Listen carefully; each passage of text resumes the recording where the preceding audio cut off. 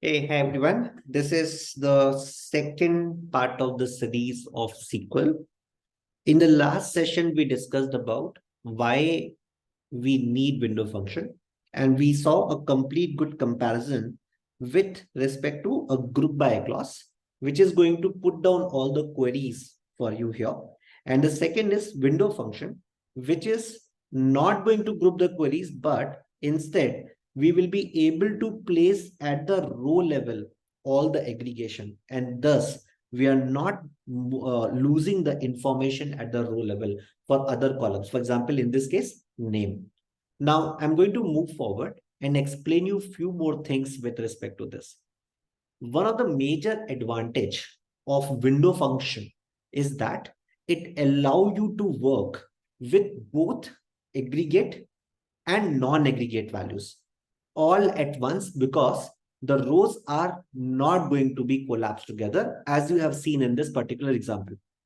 Second thing is, this is very simple to use and read as well, and in fact to maintain as well, right?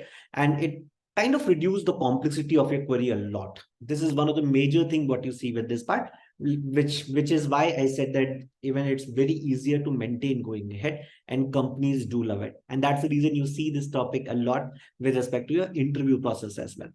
Now, if we talk about window function, there are multiple things with respect to syntax of this part. But first of all, I'm going to explain you now if I have to achieve this particular output from the window function, where I am getting all the average with respect to analyst here, the data science wala part here, and same way for the sales here. How I can write this particular query.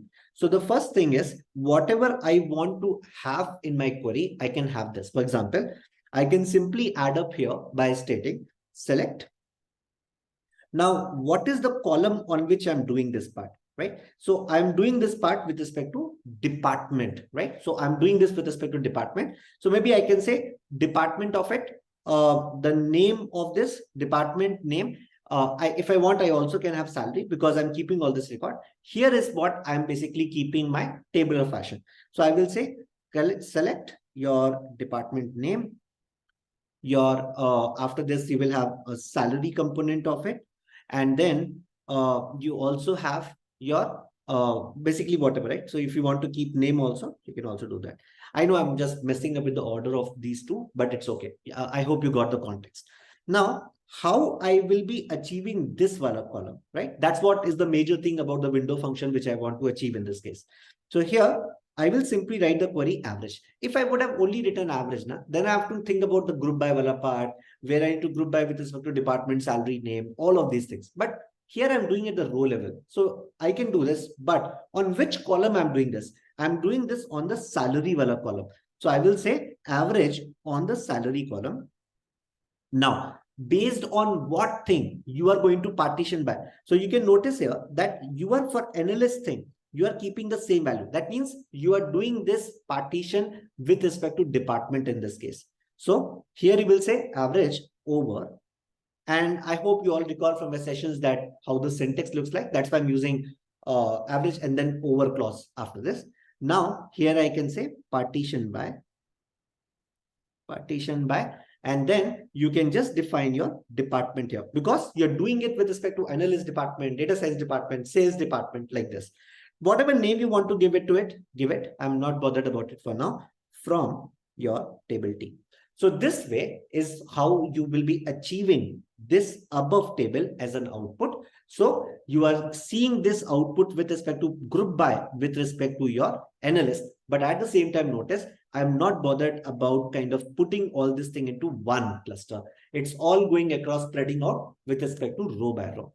Now, so this is one important point about it. Now, second thing is what all Windows function I have with me. Number one, so Windows function, as soon as I say Windows function, I have multiple categories coming out of it. First category, if you look at it, is called as aggregate category. So I will say aggregate category. Second category, I would say, is called as ranking category. And the third category, I will say value category. So these are the three different categories in which I can put down all my Windows function. For example, if I say aggregate functions, in aggregate wala part, you will have like average, which I just showed you. Similarly, you also have max function, which is going to be there. Then you will have min function, which you can use it here. You can have sum function, which you will be using here. And you will also have count function here. Now, I have generally seen these functions getting used most often. Then ranking is going to have one very important function, row number. We will be learning about all this in the upcoming sessions. Number two is going to be your rank. Then your dense rank. Further to this, you will have percent rank. We have not covered this because this is not very important, but just for the completeness sake, I'm adding it up. Entile. Then you also have your value function. In your value function, you have lag function, you have lead function, you have first value function, then you have last value function, and then in the last, you have nth value function. Nth value function. So these are the functions what I have. So this is it which I want to cover basically in this part of the window function part. Going ahead, we will explore more in detail about window function. Thank you. I hope you are enjoying all these sessions. Please keep on revising. This is going to be super duper helpful for you. Thank you.